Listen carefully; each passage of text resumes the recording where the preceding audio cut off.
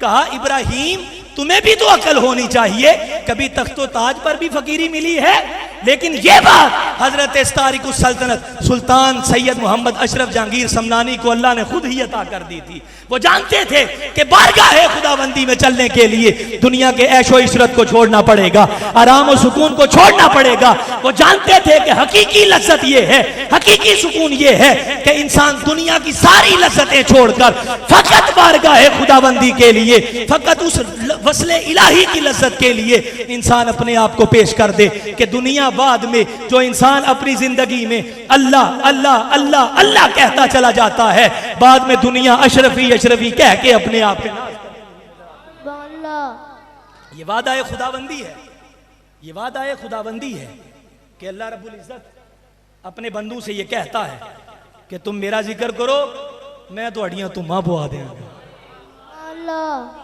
यही है, यही तर्जुमा है। शाह साहब तशरीफ फरमा है, हजरत साहब अलामा साहब तशरीफ फरमा है, यही तर्जुमा है कि तुम मेरा जिक्र करो, मैं तो अड़ियां तुम्हां बुआ देंगे।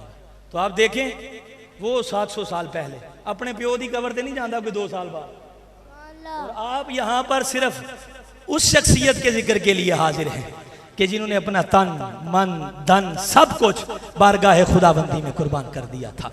जब इंसान जाकिर हो जाता है, जब इंसान जाकिर हो जाता है तो अल्लाह उसको मजकूर कर देता है। जब इंसान खादिम हो जाता है अल्लाह उसको मखदूम कर देता है। इंसान अपनी जिंदगी में, जिंदगी ये इंसान महदूद है, इंसान की जिंदगी बड़ी महदूद है। वो अपनी जिंदगी में खुदा की बारगाह में अपना नजराना पेश करता है। इंसान अपनी जिंदगी में बारगाह खुदाबंदी में अपनी सारी मसरूफियात को छोड़कर खुदाबंदे कुद्दूस की बारगाह में पेश हो जाता है। इसकी जिंदगी तो महदूद है, शर्त यह है कि जो जिक्र खुदा करेगा अल्लाह उसका जिक्र करेगा। जब इंसान रब्बुल इज्जत इरशाद फरमाता है कि जो मेरा तन्हाई में जिक्र करेगा हम उसका तन्हाई में जिक्र करेंगे, जो हमारा महफिल में जिक्र करेगा हम उसका महफिल में जिक्र करेंगे। जब इंसान खुदा का जिक्र करता है, जिक्र करता करता दुनिया से चला जाता है, इसकी जिंदगी तो महदूद है लेकिन उसकी जजा महदूद नहीं है। उसका जो अमल बंदे का होता है वो महदूद रह जाता है, लेकिन खुदा की जो जजा होती है वो लामहदूद रहती है। जब इंसान दुनिया से चला जाता है फिर उसके अमल की जजा खुदा देना शुरू कर देता है। ये तो अपनी जिंदगी के 40 साल खुदा खुदा करता रह जाता है, लेकिन जब वो दुनिया से जाता है जजाए मुंतहा शुरू होती है। तो अल्लाह रब्बुल इज्जत जब जजा देना शुरू करता है तो क़यामत तुलू नहीं होती, अल्लाह रब्बुल इज्जत उस बंदे के जिक्र को हमेशा जारी रखता। वजह क्या है कि उसने लगाव उससे ली है कि जो हमेशा बाकी रहने वाला है, जो हमेशा कायम रहने वाला है, जो कभी सोता नहीं है, जिसको नींद नहीं है, जिसको ऊंग नहीं है, जिसको सुस्ती नहीं है, जिसको काहली नहीं है, जो तंग नहीं होता, जो थकता नहीं है। जब इंसान अपना सब कुछ उसके लिए पेश कर देता है तो फिर वो खुद कहता है, बज़बाने खुदाबंदी ये ऐलान हो जाता है कि उठ फरीदा सुतिया जा झाड़ू दे मसीह, तू सुता रब जागदा तेरी डाटे नाल परी। तुम कैसे सो सकते हो, तुम्हारी निस्बत उसके साथ जुड़ गई है जो नहीं सोता। तुम कैसे थक सकते हो, तुम्हारी निस्बत उसके साथ जुड़ गई है जो थकता नहीं है। इंसान अपने आप को मिटा लेता है। तो फिर फाजिल बरेलवी का वो शेर कि बेनिशानों का निशान मिटता नहीं, मिटते मिटते नाम हो ही। और ये हजरत सुल्तान तारिकुस सल्तनत सैयद सुल्तान मोहम्मद अशरफ जहांगीर समनानी रहमतुल्लाह ताला अलैह आपका ये पैगाम है कि ऐ मेरे हुजूर की उम्मत की भोली बाली, मेरे हुजूर की उम्मत, ये याद रखो कि भेड़िए तुम्हारे पीछे लगे हुए हैं। ये पैगाम था अपने मुरीदों को, ये पैगाम था। उस दौर में भी अकीदे पर पहरा दिया गया कि भेड़िए तुम्हारे पीछे लगे हुए हैं। अपने आप को बचाओ, फितनों में मत पड़ जाना, फितनों की नजर मत हो जाना। कहीं से कोई सर उठाता है, कहीं से कोई सर उठाता है, कोई खुदा की बारगाह से दूर करता है, कोई मुस्तफा की बारगाह से दूर करता है, कोई सहाबा का गुस्ताख बनाता है। कहा मेरे मुरीदों बच के रहना, हमेशा हमारे इस आस्तान की चौखट पे रहना। और अपने मुरीदों को यह पैगाम अता फरमाया कि रास्ता वही अच्छा है जिसमें अदब खुदा बंदे कुद्दूस हो, अदब मुस्तफ़ा करीम अलैहिस्सलातु वस्सलाम की ज़ात हो। आज भी मैं हज़रत सैयद सुल्तान मोहम्मद अशरफ जहांगीर समनानी रहमतुल्लाहि ताला अलैह की इस पाक मजलिस में यह कहना चाहता हूँ कि ऐ मेरी हुजूर की उम्मत वालों, बहुत सारे फितने तुम्हारे सर बयान पड़े हैं। कोई किसी जगह पर खड़ा है, कोई किसी ताक में बैठा है, कोई किस जगह पर खड़ा है। हमारे बड़े बड़े सचेज इन फितनों की जद में आ चुके हैं। मैं आप अहबाब से कहना चाहता हूँ, इसी दर को थामे रखना। यही वो दर है कि जहां आपको खुदा बंदे कुद्दूस की राह भी मिलती है, मुस्तफ़ा करीम का अदब भी मिलता है, सहाबा का अदब भी मिलता है। फिर वो लोग जो कहते हैं कि बाबे कोई शय नहीं, मैं कहना इन्हां दा ते अब्बा ही है नहीं।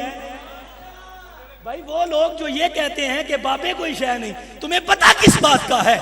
ये वो लोग हैं जो एक निगाह उठाते तो लाखों लोग अपने दिल के साथ सजदा करते हुए बज़बाने हाल ये कहते हैं कि अच्छा वो सजदा कीजिए कि सर को खबर ना हो, कि सर झुकाने से तो शरीयत मुस्तफ़ा पर हर्फ आता है, हमें हुजूर ने मना किया है, हम नहीं करते। लेकिन दिल झुकाने से तो हुजूर ने मना नहीं किया ना, दिल झुका देते हैं और कहते हुए नजर आते हैं कि वाक़यातन हुजूर की आल एक ऐसी बारगाह है जहां से हमें बेअदबियां नहीं मिलती, जहां से हमें गुस्ताखियां नहीं मिलती, जहां से हमें अहले सुन्नत के अकायद से इनहिराफ करना नहीं पड़ता। ये वाक़यातन ये वो आस्ताना है जहां अकायद की पासदारी की जाती है, जहां सहाबा का अदब सिखाया जाता है, जहां मुस्तफ़ा करीम अलैहिस्सलातु वस्सलाम का अदब सिखाया जाता है। और मैं ये कहता चलूं कि अगर रात के अंधेरे में कहीं आना पड़े तो फिर समझ जाओ कि यकीनन सुबह मुंह वखाण दे काबिल नहीं सी। रात के अंधेरे में आने की जरूरत ही क्या है? इसी वजह से ना कि दिने किसी ने वेख लिया तो वखाण देगा नहीं, तो अपने मुंह ही इस तरह के करो कि तुम्हें दिन में आने में कोई परेशानी ना हो। तुम्हें हुजूर सैयदी फैज़ आलम दाता गंजबख्श रहमतुल्लाहि ताला अलैह का उर्स हो या उर्स हजरत सैयद मोहम्मद अशरफ जहांगीर समनानी अलैह रहमा का हो, अवाम आले सुन्नत का यह फर्ज बनता है कि कोई भी जगह हो, कोई भी स्टेज हो, हम ये ऐलान करते हैं कि अहले सुन्नत व जमात को अल्लाह ने ये अकीदा अता फरमाया है, हम अगर अदब करने पे आए, हम अगर अदब करने पे आए तो हम हजरत सैयदना अमीर मुआविया रदी अल्लाह ताला अन्हो के सवारी के सुमों से लगने वाली खाक को अपनी आंखों का लेते हैं। और अगर हम गुस्से पे आ जाएं, जिद पे आ जाएं, कोई हम इस बात पर आ जाएं कि कोई बंदा सहाबा की बेअदबी करता है, हमारे पाकीज़ा स्टेजों को नापाक करने की कोशिश करता है, कोई बंदा अपने आप को रात गए सैयद मनवाने के चक्कर में रहता है, तो हम कहते हैं भाई बात सीधी सीधी है, हुजूर की आल हमारे सर माथे पर, हमारे लिए हमेशा बाअदब बा एहतराम रहने का हुक्म है। लेकिन जो बंदा निस्बत हुजूर का ख्याल नहीं रखता, हम आज भी, हम कल भी अपने स्टेजों से उनको दूर करते हुए नजर आए। वजह क्या है? वजह यह है कि नबी अलैहिस्सलातु वस्सलाम ने हमें ये तालीम ही नहीं इरशाद फरमाई, हमारे बुजुर्गों ने हमें ये तालीम ही नहीं इरशाद फरमाई। आप अहबाब जो यहाँ बैठे हैं, नबी अलैहिस्सलातु वस्सलाम ने फरमाया कि मेरे बाद नबी कोई नहीं आना, मेरे बाद आएंगे तो मेरी उम्मत के उलमाए रब्बानीजीन आएंगे, जिनमें सिद्दीक आते हैं, जिनमें उमर आते हैं, जिनमें उस्मान आते हैं, जिनमें अली आते हैं, जिनमें हजरत अबू हुरैरा आते हैं, जिनमें हजरत सैयदना अमीर मुआविया आते हैं, जिनमें हुजूर सैयदी फैज़ आलम आते हैं, जिनमें हुजूर महबूब सुबहानी आते हैं, महबूब इलाही आते हैं, महबूब यज़दानी आते हैं। मैं ये कहता हूँ कि जिसकी लड़ी में ऐसे महबूब अल्लाह ने अता कर दिए हो, तो फिर मैं ये कहने पर बिल्कुल बबांगे दोहल जरा बराबर तामुल नहीं करता कि वो वक्त दूर नहीं है कि मेरे महबूब अलैहिस्सलातु वस्सलाम मैदान माशर में कह दें कि वो देखो हमारा गुलाम, वो देखो हमारा गुलाम आ रहा है। तो आप अहबाब जब वहां पर जाएंगे, हुजूर कहेंगे वो देखो हमारा गुलाम आ रहा है, हुजूर के सारे दीवाने वहां मौजूद होंगे, नबी रहमत शफी मुअज़्ज़म सल्लल्लाहु अलैहि वसल्लम के हुक्म पर सारे के सारे देखेंगे जो गुलाम आ रहा है। और अगर किसी पर हज़रत सुल्तान सैयद मोहम्मद अशरफ जहांगीर समनानी की नज़र पड़ जाए तो क्या उसका बेड़ा पार नहीं हो जाएगा? तो ये इदारा यकीनन अहले सुन्नत की असास है, अहले सुन्नत के अकायद का मुहाफिज है। ये इदारा अहले सुन्नत के लिए एक बड़ी खूबसूरत कामयाबियों के साथ बढ़ रहा है और अपनी मिसाल आप रखता है। एक वक्त आएगा, मुश्किल हालात ज़रूर आते हैं, मुदर्रिसीन को भी आएंगे, मोहतमीमीन को भी आएंगे, दीगर सारे अहबाब को, आहले मोहल्ला भी कहेंगे कि पता नहीं किन्ना ने आके इत्थे डेरा ला छड़िया। लेकिन जब अगली नस्लें इत्थे सिर्फ चिक्कड़ खेडन की बजाय कमरे में बैठकर काल अल्लाह व काल रसूलुल्लाह पढ़ेंगी, तो उस वक़्त कब्र में पता चलेगा कि यकीनन हमारे पास आके किस बाबे ने कौन सा अजीम काम कर दिया है। मैं कहता हूँ कि जाओ जिया मूसा देखो कि दुनिया आ रही है, फैज़ पा रही है। क्या वजह है? वहां से उठकर एसी छोड़कर सारे मुरीदों को हाथ चूमते हुए छोड़कर, क्या वजह है हजरत आप यहाँ पर क्यों आ गए? क्या वजह थी? वजह फ़कत ये है कि दिल में इश्क मोहम्मद अगर आग लगा देता है तो फिर इंसान का दिल करता है, क्योंकि वो आपको पता है मियाँ साहब ने कहा कि जो कोई जिसदा आशिक होवे ओसे दी गल करदा, सो मकर बहाने करके ओदे ही मरने मारदा। हजरत का भी यही दिल करता है कि जहां से गुजरूं, जहां पे जाऊं, जिस जगह पर जाऊं, जिससे भी मिलूं, हर बंदा ये कहता हुआ नजर आए कि हमारे आका मौला नबी पाक अलैहिस्सलातु वस्सलाम की जात बड़ी सोहनी है।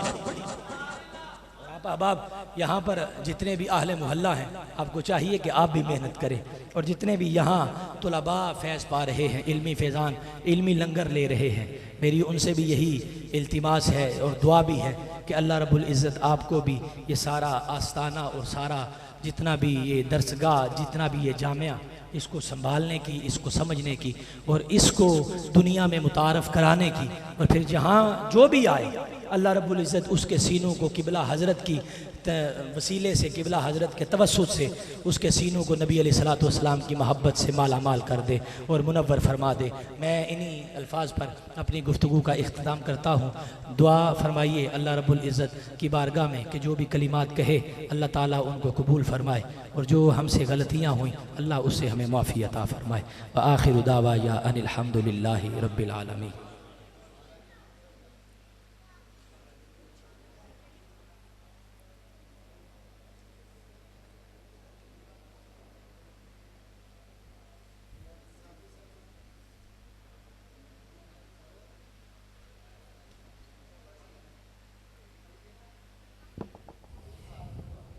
सुभान अल्लाह। गिरामी कदर